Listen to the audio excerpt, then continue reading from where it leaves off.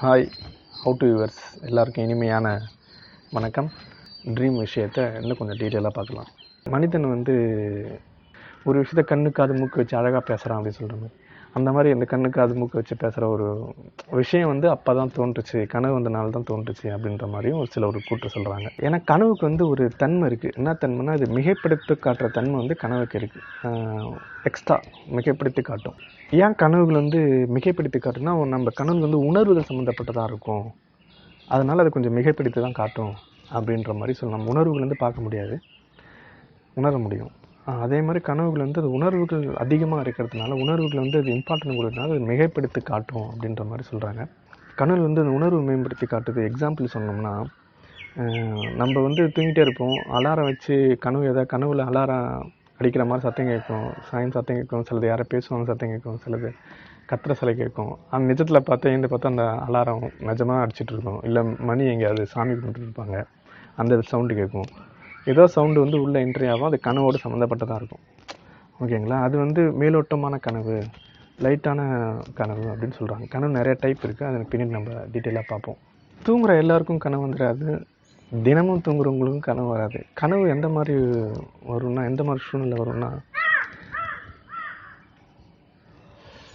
கனவு எந்த மாதிரி சூழ்நிலை வரும்னா, மனசும் சிந்தனையும் ஏதோ ஒரு பிரச்சனை இருக்குது, ஏதோ ஒரு தேடலில் இருக்குது, ஏதோ ஒரு குழப்பத்தில் இருக்குது, அந்த மாதிரி சூழ்நிலையில் தான் கனவுகள் வரும்னு சொல்லிட்டு மனநிலை ஆய்வாளர் டாக்டர் பர்டாக்கு சொல்கிறாரு.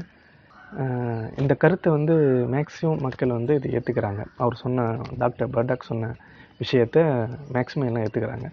நம்ம சொல்கிறது, நம்ம செய்கிறது, நம்ம செய்ய நினைக்கிறது, இந்த மாதிரி விஷயத்த அப்படியே குழப்பி ஆல்டர்ட் பண்ணி தான் கனவாக வரும் அப்படின்னு மோரி மனநிலை மருத்துவர் சொல்கிறாரு. கனவு காண்றவங்களுடைய வயசு, அவங்களுடைய அனுபவம், அவங்க எந்த சூழ்நிலை வாழ்கிறாங்க, எந்த சமூகத்தில் இருக்காங்க, அவங்க ஒரு ஆணா, அவங்க ஒரு பெண்ணா, இதை சம்மந்தப்பட்ட விஷயங்கள் நம்ம சேகரித்தாதான் அவங்க கனவு காண்ற விஷயத்தை நமக்கு ஒரு தெளிவான ஒரு விளக்கம் தர முடியும்னு ஜெஷன் என்ற ஒரு உளவியலாளர் சொல்கிறார். அது மட்டும் இல்லாமல் நம்மளுடைய உடல் உறுப்புகள் குறைகளை ஈஸியாக அதை வெளிப்படுத்தி காட்டும் கனவு என்பது அப்படின்னு தத்துவ ஞானி அரிஸ்டாட்டில் சொல்கிறார். கனவு என்பது நிஜ வாழ்க்கையில் சம்மந்தமான விஷயங்கள் இருந்தாலும், நம்ம கனவு காண்றப்போ சுத்தமாக நிஜ வாழ்க்கை சம்மந்தமே இல்லாத புதுசாக தான் கனவு காணுவோம், சம்மந்தமே இல்லாத விஷயமா இருக்கும் அப்படின்னு சொல்லிட்டு ஹீல் ரப்ரான் அப்படின்ற ஒரு மனநிலை ஆய்வாளர் கூறுறாரு. இதுக்கு எக்ஸாம் சொல்லணுன்னா ஒரு சின்ன கனவு சொல்கிறேன். ஒரு பெரிய கடல், அந்த கடலில் ஒருத்தவன் பயணம் பண்ணுறான். திடீர்னு பார்த்தா இன்னொரு கப்பல் வருது. அந்த கப்பலில் யார் இருக்கான்னு பார்த்தா கொலம்பஸ் இருக்காப்புல.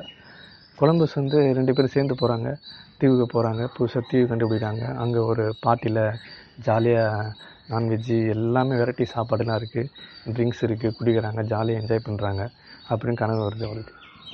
இங்கே என்னன்னா, இவர் கொலம்பஸ் முன்ன பின்ன பார்த்ததும் கிடையாது, இவர் கொலம்பஸுக்கு அப்புறம் பிறந்தவராக இருக்கலாம். ஓகேங்களா? கொலம்பஸ் முன்னாடியே செத்தவராக இருக்கலாம். இவர் இருக்கிற நாடு ஒரு கிராமமாக இருக்கலாம்.